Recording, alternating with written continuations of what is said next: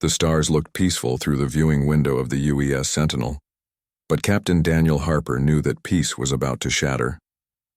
He stood on the bridge of his research vessel, watching his crew work at their stations, unaware that everything was about to change. The Sentinel was not a warship.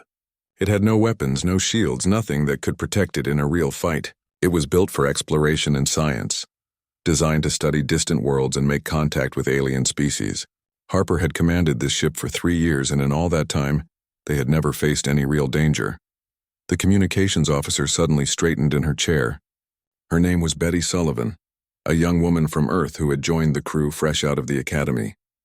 She pressed her hand against her earpiece, her face going pale as she listened to something only she could hear. Harper noticed the change immediately. He had learned to read his crew well over the years. When Betty looked scared, there was usually a good reason for it. Betty turned to face him, her voice shaking slightly as she spoke. There was a distress signal coming through, she said. It was from the Galactic Coalition fleet in the Vega sector. The message was marked as Priority 1, which meant it was an emergency. Harper told her to put it through to the main speakers. The bridge fell silent as the message began to play. The voice that came through was not human. It was deep and rasping, belonging to a Zephrani named Commander Velthar. Harper had met a few Zephrani before. They were reptilian creatures covered in scales with sharp minds and even sharper pride. Velthar spoke quickly, his words clipped and urgent. His fleet was under attack by the Crithian swarm at New Harmony Colony. The swarm was a nightmare that had haunted the galaxy for decades. They were a hive-minded species that consumed everything in their path, breaking down organic matter to fuel their endless expansion. Velthar said his fleet had lost half its ships. The defensive line was collapsing. 2 million people on New Harmony would die if help did not arrive soon. The nearest coalition military fleet was 6 days away. New Harmony had less than a day left. Harper felt his stomach twist. He looked around the bridge at his crew. Lisa Grant, his first officer, was already pulling up star charts on her display. She was older than Harper by 10 years, with gray streaking through her dark hair. She had served on military vessels before joining the Sentinel, and she understood what war looked like. Paul Martinez sat at the engineering station, his fingers moving rapidly across the controls as he calculated distances and fuel consumption. Helen Wade, the ship's chief scientist, stared at her screen without saying anything. Her brilliant mind was already working on something, Harper could tell. The bridge was quiet for a long moment after the message ended. Everyone knew what Harper was thinking. They were 3 light years away from New Harmony. The Sentinel could reach the colony in about 4 hours if they pushed the quantum drive hard. But then what? They had no weapons, no shields, no way to fight the Crithian swarm. If they went to New Harmony, they would probably die. Lisa spoke first. She said they should set course for the nearest starbase and alert the proper authorities. It was not their job to fight wars. They were researchers, not soldiers. Paul nodded in agreement, though he looked uncomfortable saying it. The Sentinel's quantum drive was experimental technology, he said. They could reach New Harmony faster than anyone else, but without weapons, they would just be adding themselves to the casualty list. Harper understood their concerns. They were logical and reasonable. But he kept thinking about the 2 million people on New Harmony.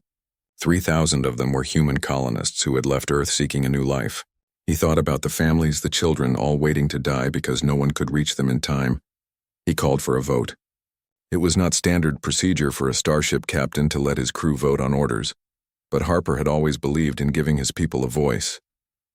This decision would affect all of them equally. If they died, they would die together. He wanted them to choose together, too. The vote was close. 23 crew members voted to answer the distress call. 20 voted to head for the starbase. Harper cast the deciding vote. They would go to New Harmony. Lisa did not look happy with the decision, but she nodded and began plotting their course. Paul started preparing the quantum drive for a hard burn. Betty sent a message back to Commander Velthar, letting him know they were coming. The rest of the crew moved to their stations, securing the ship for high-speed travel. Helen Wade stood up from her console and walked over to Harper. She asked if she could speak with him privately. They moved to a quiet corner of the bridge, away from the others. Helen was a small woman with sharp eyes that missed nothing. She had 3 doctoral degrees and was one of the smartest people Harper had ever met. When she had an idea, it was usually worth hearing. She told Harper that she had been thinking about their problem.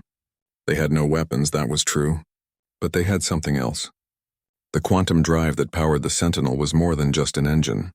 It manipulated space-time itself, creating a bubble of warped reality that allowed the ship to travel faster than light. Helen said that if they reconfigured the drive's field generators and pushed the reactor beyond its normal limits, they could create a different kind of effect.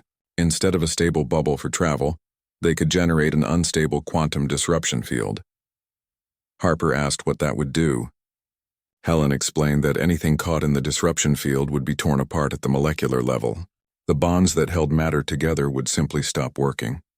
It would be like a weapon, she said, but much more powerful than any normal gun or missile. The problem was that creating such a field would almost certainly destroy the Sentinel too. Unless they could find a way to collapse the field at exactly the right moment, they would be killed by their own improvised weapon. Harper stared at her for a long moment. What she was describing sounded insane. It was dangerous and experimental and had probably never been tried before, but it was also their only chance. He asked Helen if she really thought it could work. She said she did not know for certain. She would need to run calculations and simulations, but theoretically, yes, it could work. Harper made his decision. He told Helen to start working on it immediately. She should take Paul and anyone else she needed from the science team. They had 4 hours until they reached New Harmony. That would have to be enough time to figure out if this crazy plan was possible.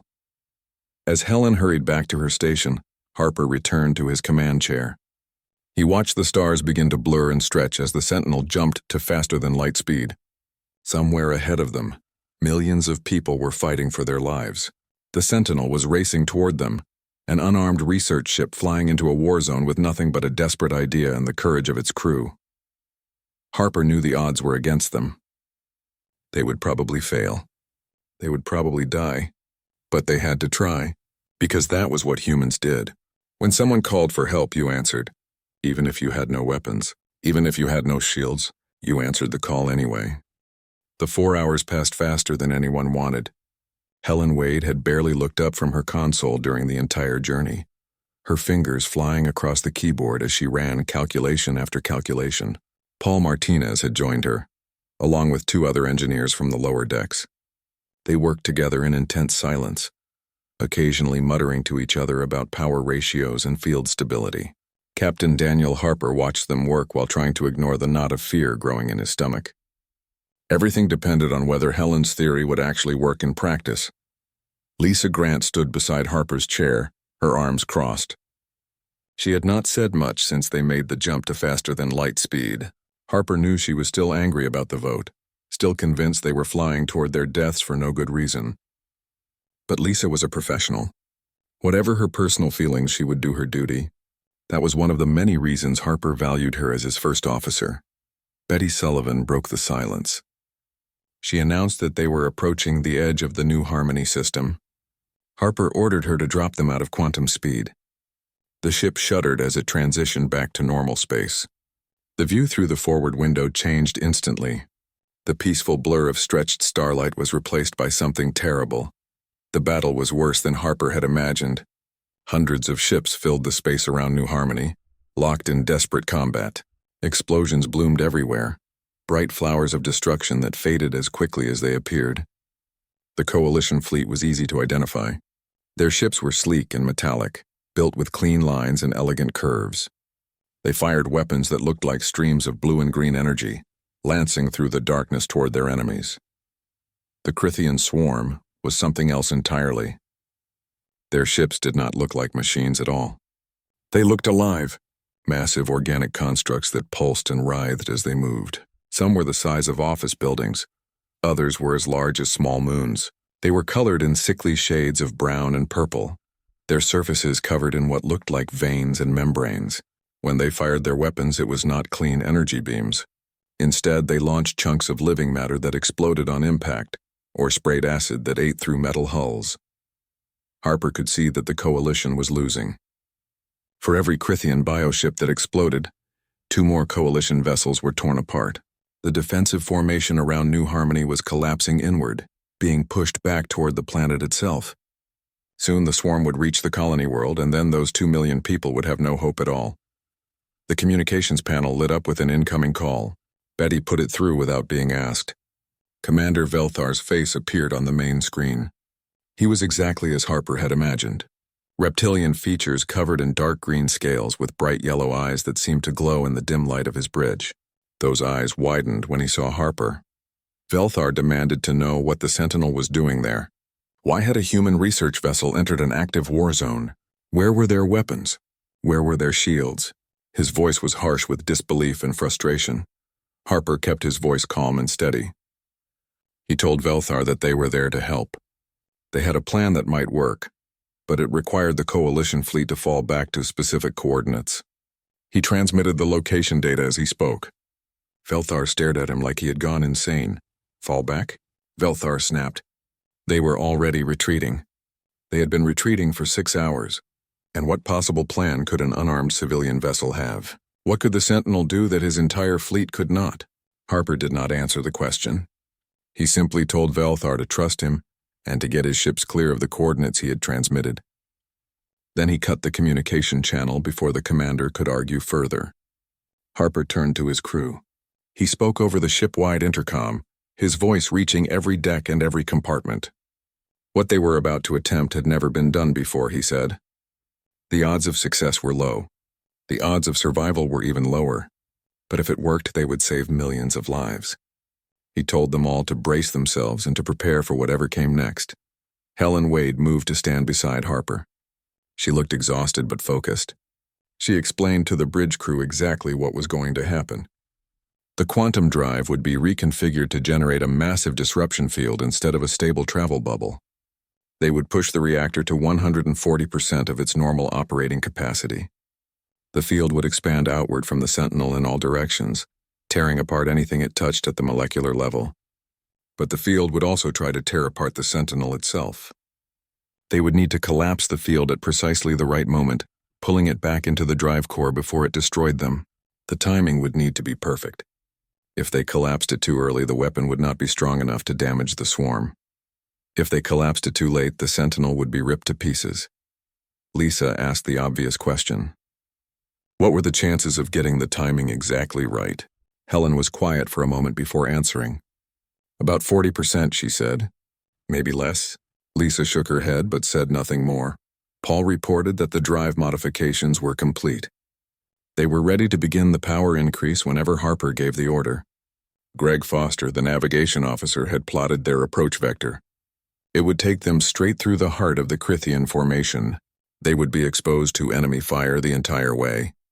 Without shields, even a few hits could cripple them before they reached the optimal position. Harper looked around his bridge one last time. These people had become like family to him over the past 3 years. Betty, who always hummed while she worked. Lisa, who never let him make a stupid decision without arguing first. Paul, who could fix anything given enough time and coffee. Helen, whose mind worked on a level Harper could barely comprehend. Greg, who had once piloted a shuttle through an asteroid field on a dare. They were good people. They deserved better than to die in an experimental accident millions of miles from home. But they had all voted to come here. They had all chosen to answer the distress call, and now they would see it through to the end, whatever that end might be. Harper gave the order. The Sentinel began moving forward, accelerating toward the Crithian swarm. Paul started increasing power to the quantum drive. 10% above normal. 20%. 30%. The ship began to vibrate, a low thrumming that Harper could feel through the deck plating under his feet. The Crithians noticed them immediately. It was impossible not to. A single ship breaking away from the Coalition fleet, heading directly toward their main formation. 30 of the bioships changed course to intercept.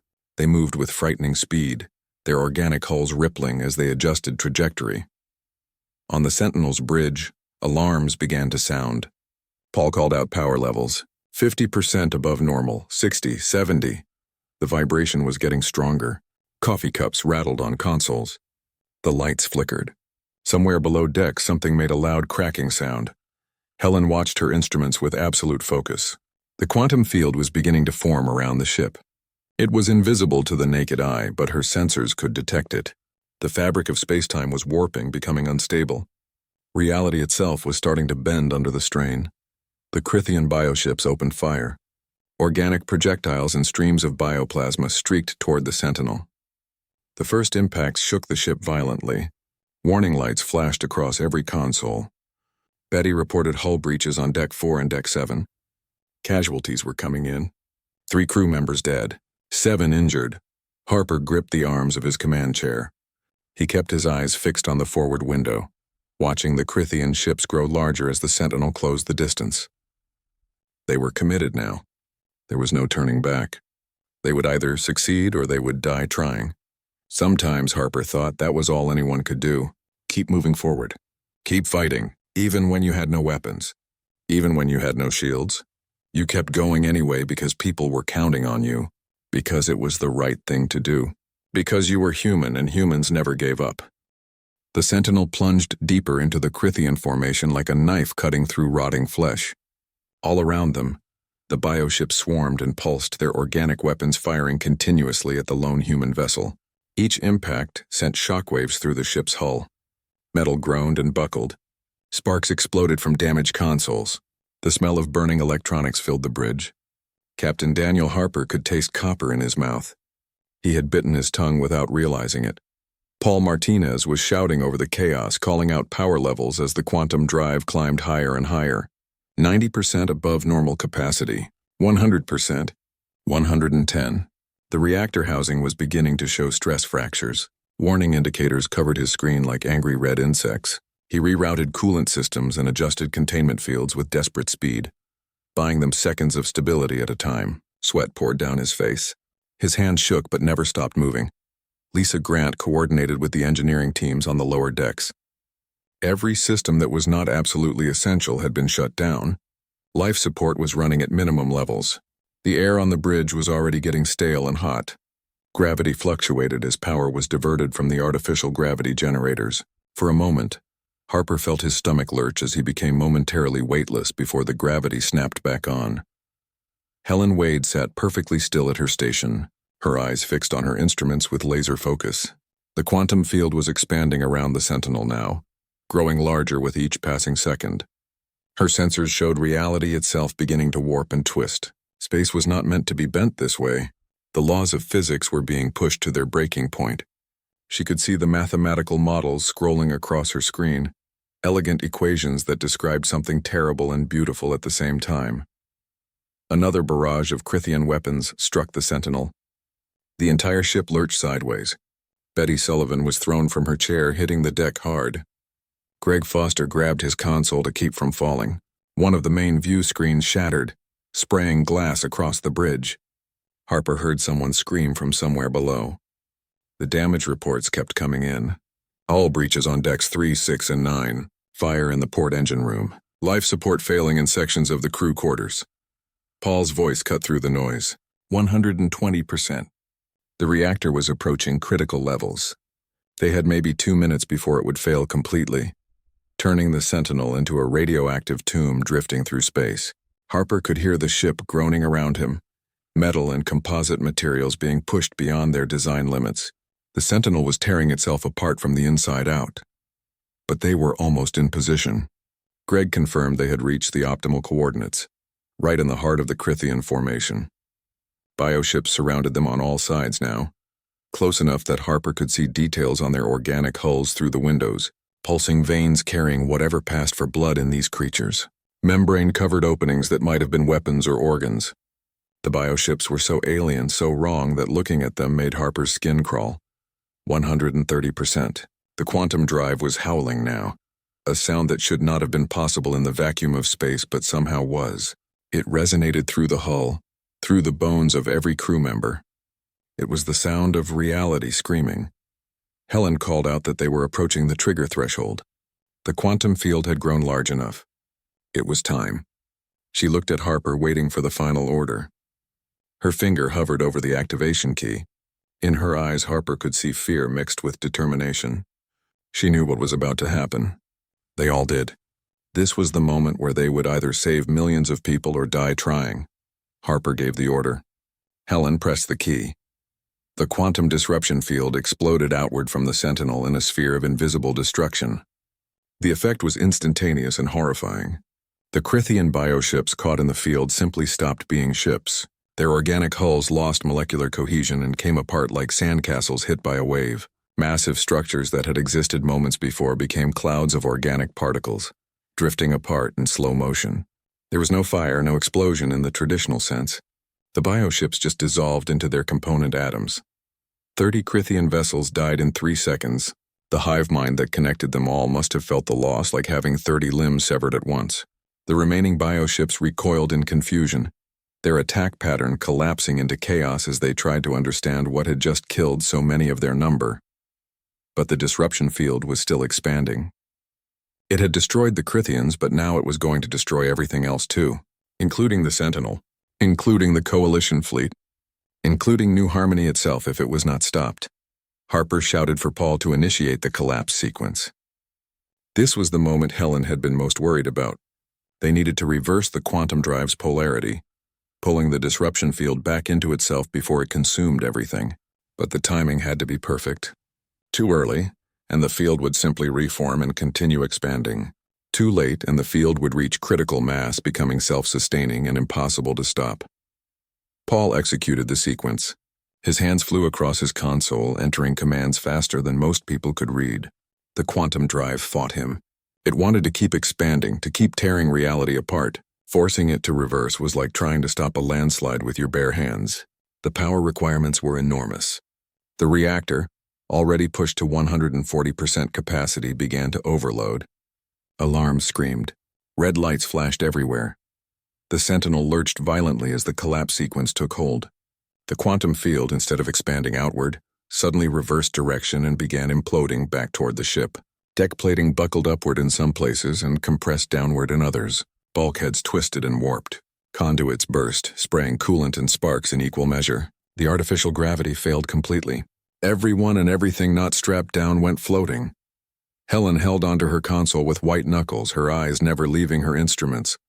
The field was collapsing, but it was not collapsing evenly. There were instabilities, pockets where space-time was refusing to return to normal. If those pockets reached the ship's hull, they would tear the Sentinel apart from the inside. She started making micro-adjustments to the containment field, trying to smooth out the collapse.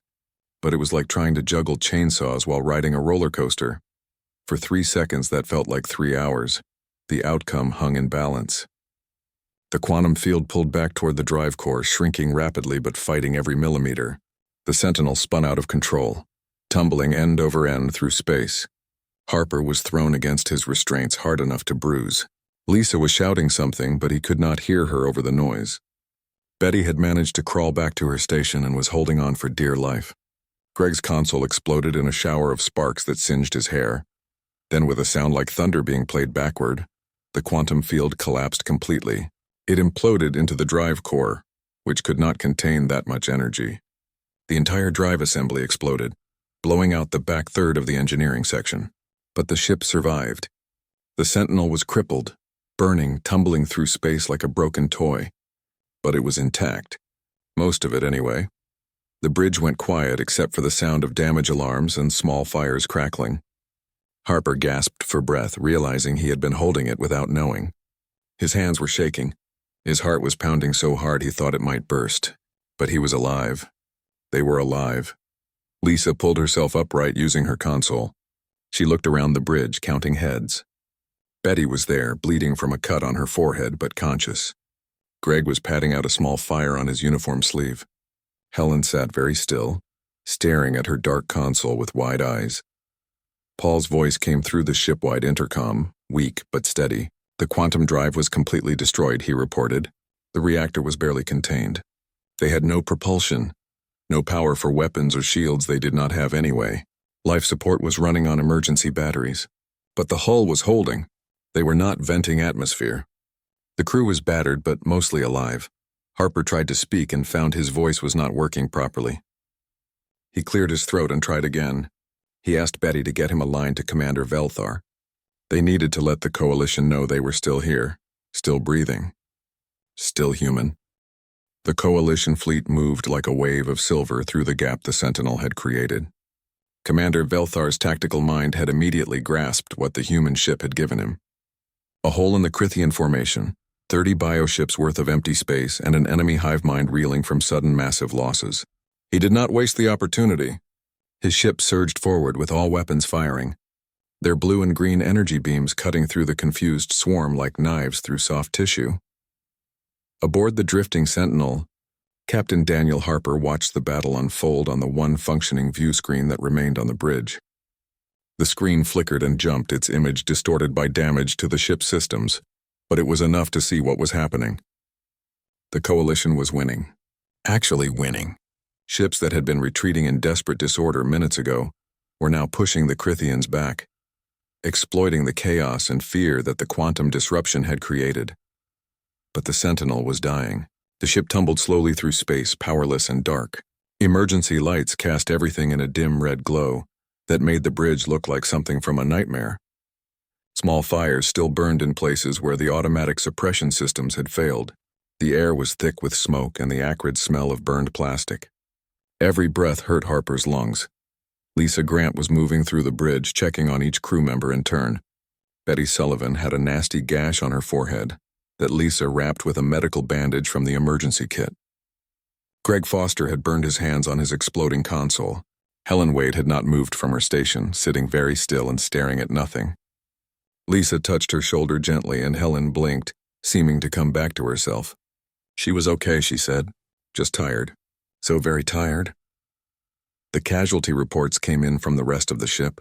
8 crew members were dead, their bodies recovered from sections that had been exposed to vacuum when the hull breached. 15 more were injured, some critically. The medical bay was overwhelmed. Dr. Sam Crawford, the ship's physician, was performing emergency surgery on one of the engineers with only basic equipment and failing lights. The situation was grim. Paul Martinez reported from engineering that the reactor was stable for now, but only barely. They had maybe 6 hours before it would fail completely. When that happened, the Sentinel would lose all power, including life support. The emergency batteries were already running low. Without power, the ship would become a frozen tomb, its crew slowly suffocating as the air turned stale and the temperature dropped. Harper knew they needed rescue, and soon. He told Betty to establish contact with Commander Velthar's flagship. It took her several minutes to get a working communication channel. Most of the Sentinel's long-range transmitters had been destroyed.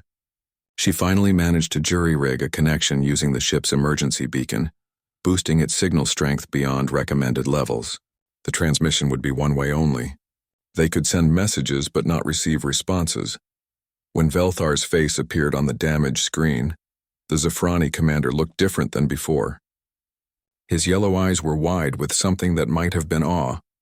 His voice, coming through the crackling speakers, was filled with emotions that his reptilian face could not quite express.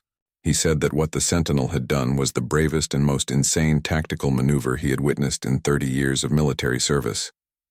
The gap they had created in the Crithian formation had turned the entire battle. The Coalition fleet was pushing the swarm back. New Harmony would be saved, but Velthar continued. The Sentinel was adrift and clearly in distress. He was dispatching rescue shuttles immediately. They would evacuate the crew and provide medical assistance. Harper felt relief wash over him. They were going to survive after all. Against all odds, they had actually survived. Then Harper looked at the tactical display and his relief turned to ash in his mouth. The display showed New Harmony, the planet they had come to save.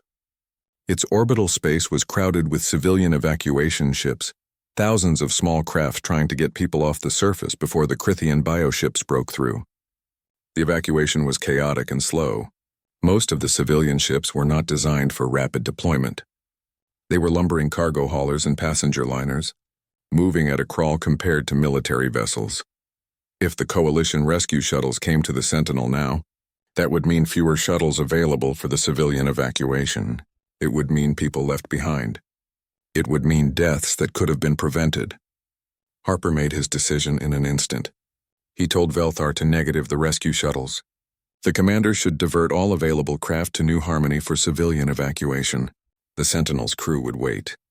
They could hold out for a few more hours. The colonists on New Harmony needed help more urgently. Lisa spun around to stare at him. She started to argue, but Harper cut her off with a look. He understood her concern. The Sentinel was failing. Every hour they waited increased the chance that someone else would die from injuries or system failures. But those were possibilities. The colonists on New Harmony were in certain danger. The choice was clear to Harper, even if it was not easy. Velthar was silent for a moment on the other end of the transmission. Then he said something in his own language that the translation software did not catch. When he spoke again in the common tongue, his voice was rough with emotion. He said that Harper was either the most noble captain he had ever met or the most foolish. Possibly both. But he would honor the humans' request. The rescue shuttles would go to New Harmony first. He promised that once the civilian evacuation was complete, he would personally ensure the Sentinel's crew was recovered. Every single one of them. The transmission ended. Harper slumped back in his command chair and closed his eyes.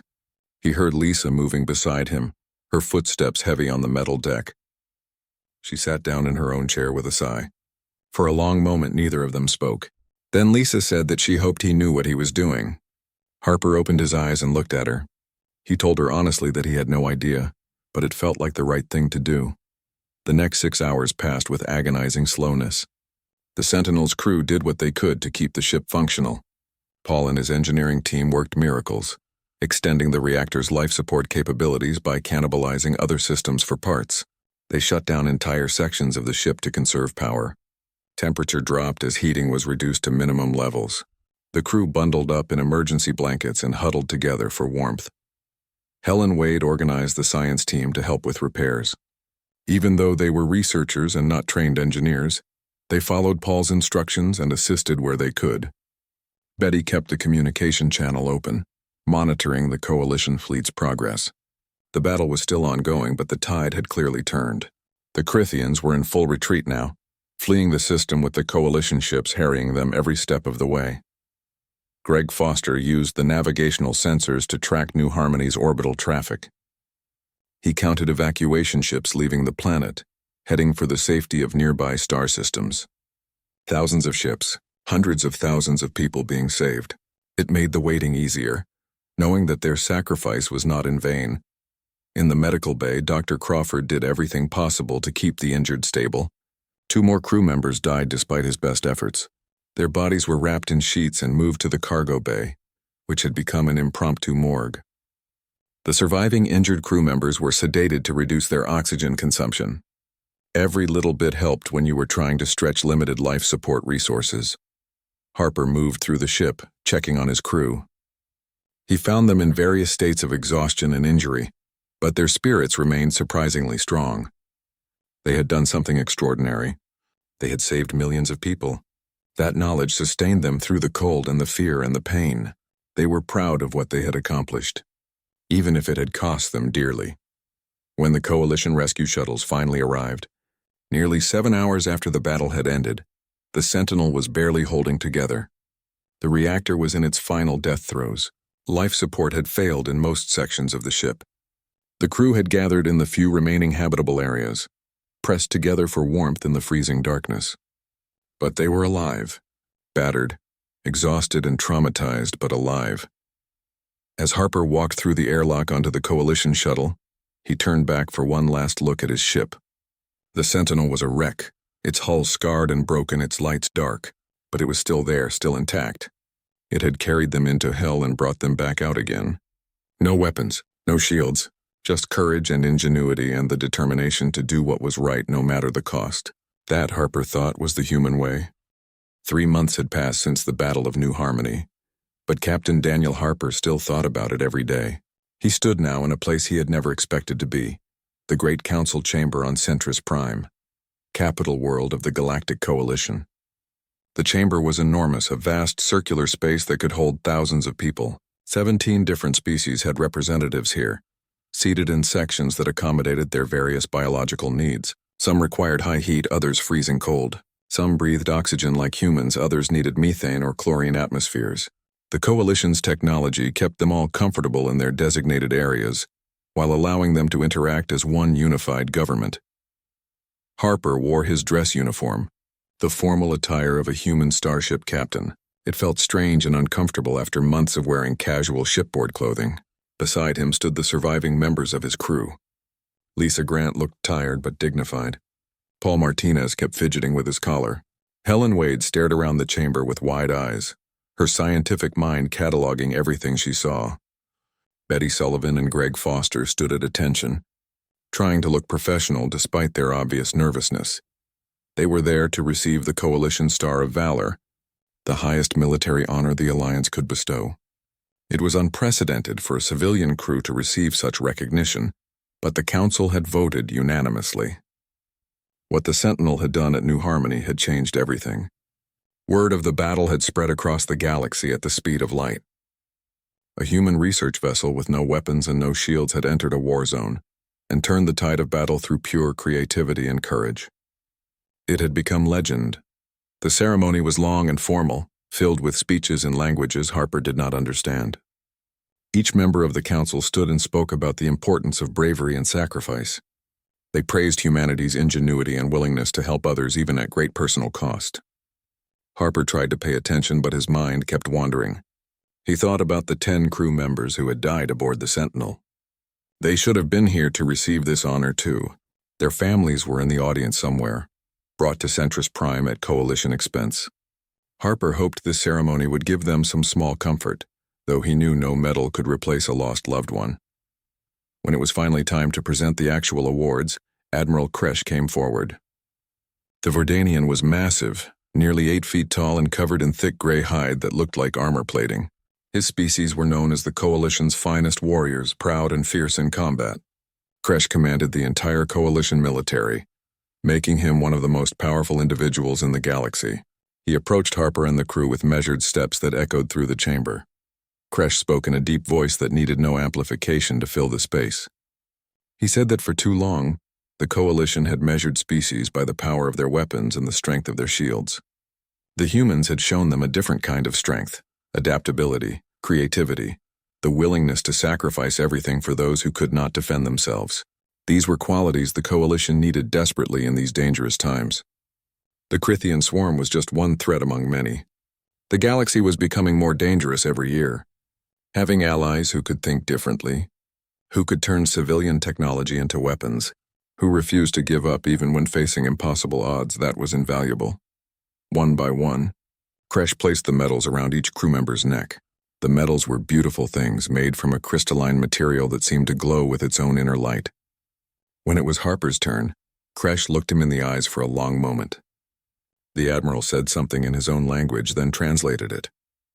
Among his people there was a saying, "The blade that bends does not break." Humans, Kresh said, knew how to bend. That made them stronger than any rigid blade. After the ceremony, the Council moved to other business. Harper and his crew were asked to remain and observe. What came next would affect humanity's future in the galaxy. The debate was short, with little of the arguing Harper had expected from politicians. The vote was nearly unanimous. Humanity was being granted full membership in the Galactic Coalition, with all rights and responsibilities that entailed. This was huge. For decades, humans had been junior members, allowed to participate but with limited authority. Now they would have an equal voice in Coalition decisions. Human vessels would be integrated into Coalition defense forces. Human scientists would work alongside alien researchers on cutting-edge projects. Earth and its colonies would receive full protection under Coalition military agreements. It was everything humanity had hoped for when they first made contact with alien life. But there was a condition. The Council had spent considerable time debating what to do about the quantum disruption technology. The weapon the Sentinel had created was devastatingly powerful. In the wrong hands, it could destroy entire fleets, maybe even planets. After much discussion, the Council had decided to forbid its use except in the most dire circumstances. The technology could be studied and researched, but it could not be weaponized as standard armament on Coalition vessels. It was simply too dangerous, too unpredictable. Harper had expected this decision and agreed with it. He had never wanted to create a weapon in the first place. The quantum disruption had been a desperate improvisation born from necessity. Turning it into a standard tool of war felt wrong somehow. It should remain what it had always been, a last resort for impossible situations. As the Council session ended and people began to file out, Commander Velthar approached Harper. The Zafrani commander looked different than he had during the battle. Less stressed, more relaxed. His scales had a healthy shine to them. He extended his clawed hand in the human gesture of greeting that he had obviously been practicing. Harper shook it carefully, mindful of the sharp talons. Velthar spoke quietly, meant only for Harper's ears. He admitted that he had underestimated humans when he first encountered them. Many in the coalition had made the same mistake. They saw human ships without heavy weapons or advanced shields and assumed weakness. They failed to see what made humans truly dangerous. Humans did not need dedicated weapons to be lethal. They turned everything into weapons when necessary. Their engines, their sensors, their scientific equipment. Even their minds, most of all. It made humanity unpredictable in the best possible way. Velthar said he hoped the coalition and humanity would never find themselves on opposite sides of a conflict. Harper smiled and assured him that would not happen. Humans valued their allies. They did not abandon friends or break treaties. The coalition could count on humanity to stand with them against any threat. Velthar seemed satisfied with this answer and moved away to speak with other council members. Lisa appeared at Harper's elbow. She told him that their transport back to Earth was ready whenever they wanted to leave. The ceremonies were over. They could go home. Harper nodded but did not move immediately. He was thinking about something else. Before leaving Centris Prime, he had received word about a new assignment. The coalition was building him a new ship to replace the destroyed Sentinel. They were calling it the Sentinel-2. It would have proper weapons this time and real shields, but it would also retain the massive sensor arrays and scientific equipment that had made the original Sentinel so versatile. It would be a diplomatic vessel, designed to represent humanity throughout coalition space. Harper was looking forward to commanding the new ship, but he knew he would never forget the original Sentinel. That battered research vessel would always hold a special place in his memory. It had proven something important about humanity, something the galaxy needed to understand. Humans did not need overwhelming firepower to be effective. They did not need impenetrable defenses to be brave. What they needed was intelligence, creativity, and the courage to act when action was required. As Harper and his crew left the council chamber and headed back to their transport, he thought about the original Sentinel's fate. The wreckage had been moved into high orbit above New Harmony. The coalition had declared it a protected monument, a memorial to the battle and to the 10 crew members who had died. It would drift there forever, a reminder that sometimes the unarmed were the most dangerous of all. Harper smiled at that thought. It was a good legacy for his ship. The Sentinel had entered a battlefield with no weapons and no shields, yet it had changed the course of a war. It had saved millions of lives through ingenuity and sacrifice. That was the human way. That was what made them special. Not their technology or their weapons, but their refusal to give up, their ability to improvise, their willingness to risk everything for what was right. The galaxy had learned that lesson at New Harmony. Humanity was not to be underestimated. Not now, not ever. And somewhere in the darkness of space, the wreckage of the Sentinel drifted on, a silent testament to courage, creativity, and the indomitable human spirit.